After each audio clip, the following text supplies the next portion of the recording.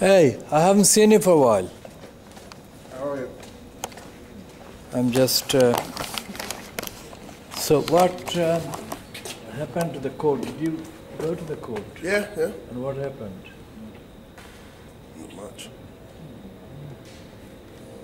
They're not really interested in people like myself, are they? You know what I mean? Well, do you need any help? I'm not saying that necessarily, but do you need any help? Not at the moment, but I will speak to you soon. Let me make one point. If you need any help, and so do you know how to get hold of me? I'll see you down here all the time. No, but do you have a phone number or anything? No, you I want don't. it? You don't want it? No, You don't want my phone number? No, I'll see you down here. Well, as long as you're okay, and I'm just saying. Yeah? Cheers, Kev. Thank you.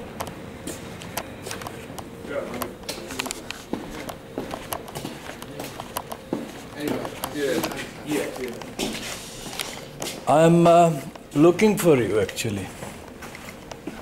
I'm sorry about that news. No, that's what I didn't want you to see me there and talk to me because I'll get too overcome too much reading. Come in. So I just... this is very, very bad news.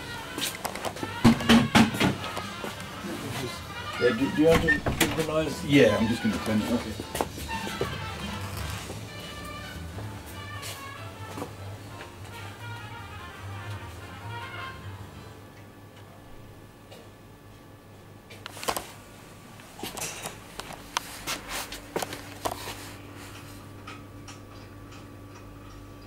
Would you like a cup of tea? No, nothing.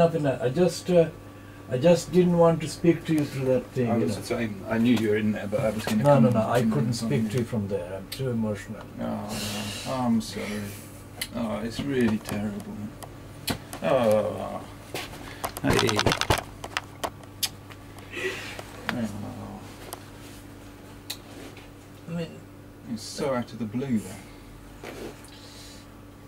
who is this guy? He does a hat magazine upstairs. Nigel, he's called. He's a very hostile man. He can be. Yeah, he's very much a loner.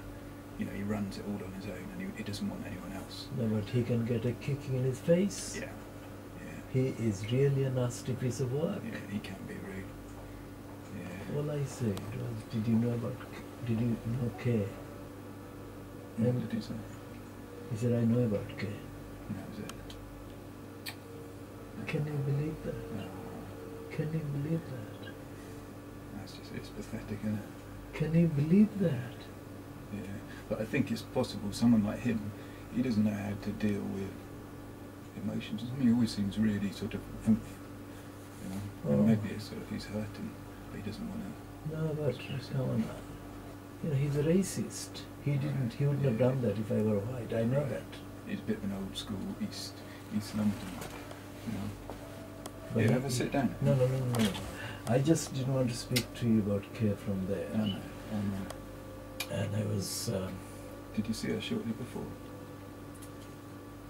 okay, before I said to you anything about that, what is happening now is that her next of kin, her blood brother and her brother's son, they are apparently dealing with the details of the hospital formality and whatever, and they will be doing their family, as I heard, family funeral, small one, like next week, 10 or 11.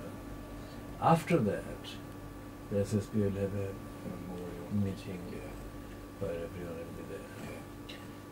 Now, I'm publishing on the internet, and I'll give you the thing, about Kale every day. Yeah, I've seen it actually this morning. Yes? Yeah, on the Brick Lane view. Yes. That is what I've set up. And I set up last year, but I'm now devoting the whole thing to Kay. Brilliant.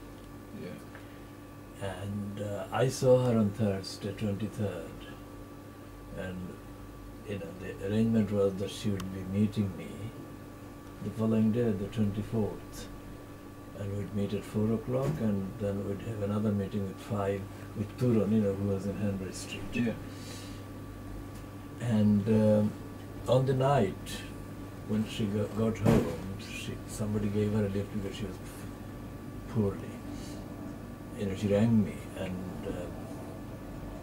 we talked about the meeting the following day. And you know, she was always worn out by people. Wanting. Well, But she was giving all the time. no. She was not only giving, she was not human. What she was, well, we talked about her all the time. Yeah. What she was doing, it is impossible, absolutely physically impossible to sustain that even for a year. And she did that increasingly, increasingly heavier burdens every single year. Definitely. Now, if you were her friend, you were her friend because you were a well-wisher, and you know, you couldn't help her because what she was dealing with was not human needs. There were extra human needs. People didn't treat her as human. They said, "Care will solve everything." Yeah, exactly. Don't you think? No, that's exactly. I've seen it. Yeah, definitely. And like you say, I've seen it get worse. I mean, what, 15 years or something? I've seen it get worse and worse and worse. You know, that the having to do expectations. things. Yes. Yeah, the expectations of it. But she never said no to anybody. No, she couldn't. She couldn't. That is why people got disappointed because she didn't turn up on the time. Yeah. But it wasn't because she didn't want to. It's because she's doing something else. She got detained by 5 people on the way, Yeah. literally. Yeah. And then things were falling apart. If she didn't do the thing on the deadlines, because nobody else even understood the deadlines, you know, within the organization. Yeah. She had to do the official deadlines, petition. Yeah. But, and I think other people, you know, that makes people get lazy about it, and they just let her do it when they could be doing it themselves. You know. Yeah, So- but how do you resolve that with care? Because she never She can't. wanted You you can't. to criticize anyone. Yeah. Yeah. She would, you know, I know. she knew that they were failing, but she would praise them. Yeah. But she knew that all the time, that it was a unsustainable thing. It was just an impossible thing to get out of. Yeah, Once but, you've got but this- we see, that's what I'm saying. I couldn't tell her. No. You know, as I said, last time we spoke about that, didn't we? You and I, about Yeah. that training. And I was waiting for an right opportunity to discuss this at length. But I knew that she wasn't available Right. because she was absolutely buried Yeah. under things that she must do, and I knew she must do. Yeah. No, definitely. Definitely. And if you chose a wrong time, I she would can't do upset anything. other things. Exactly. Yeah. I would upset other things. Yeah. Unlike anybody else, I saw her from outside, Yeah. so I saw more of how much she was under Yeah. than the individual units. Definitely. She was, Definitely. you know what I mean? Yeah. And that makes me very angry that I didn't have a row with her to stop her for about a whole year. Yeah. No, for a whole Just year. to take a year. No, off. I should have had a big row Yeah. and said, "Well, you know." Yeah, but Mum, you know, it wouldn't have. She wouldn't have done that. Well, that is the dilemma with Kay, isn't Yeah. it? Yeah. I wanted to have a row, I can tell I know you. exactly But what then you I mean. thought, now, you know, Right. what would be the consequence? I mean, I had conversations with her in here. Like, she'd come in, we'd have a cup of tea, and she would say, this was maybe a year or two ago, before she was very, very busy.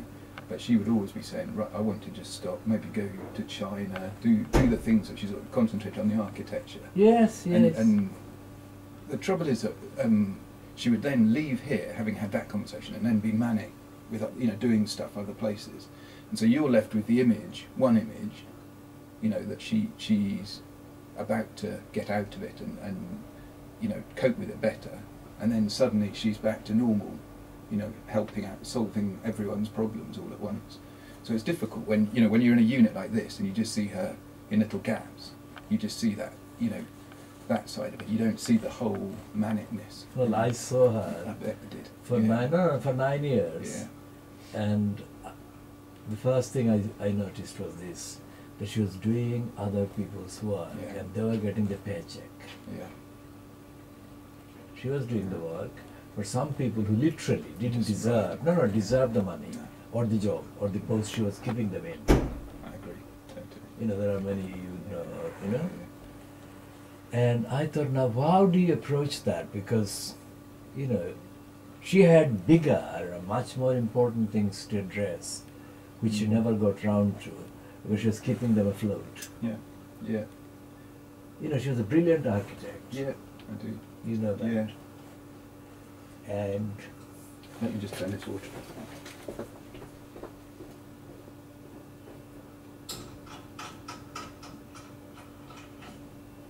But Mohammed, I mean, to me, the most important thing. What's that flashing? It's an answer phone. It's just saying it's messages. It's always messages. Okay, okay. She, like, to me, she was a brilliant human being, like I've never met before.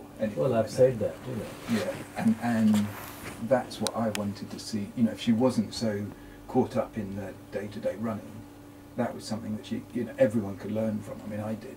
You know, I mean, this whole thing is dependent on her. You know, she helped me move into the first unit and this one. You know, she saw something that other people didn't, and you know, no banks or landlords would take the risk with something like this that's so sort of untested, you know, unusual thing, and